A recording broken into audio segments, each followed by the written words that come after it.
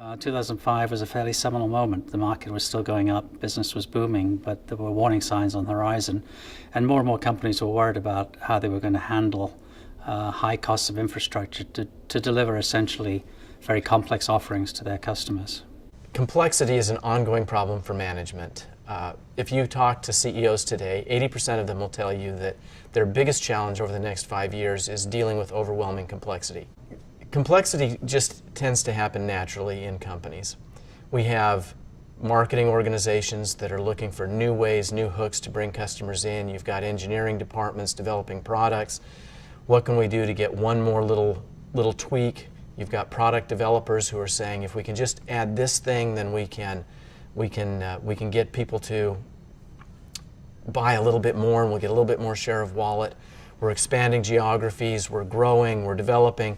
All of these things tend to add complexity over time. And what we developed was a way of really being able to figure out how much that complexity costs you, then being able to figure out exactly what customers need, coming up with a simple offer that they're more likely to actually respond to. The initial genesis, the sort of common ancestor of our work, I think, was the strategy work that we started with, which meant discovering the businesses that you were in, the external constraints that they faced, and developing a strategy to be successful in those businesses in the circumstances you were in, which required single-minded focus and making choices and not doing the things that didn't really contribute to the strategy. The article is completely relevant today, and in fact we've expanded it now because complexity doesn't affect just products, but it affects just every aspect of an organization.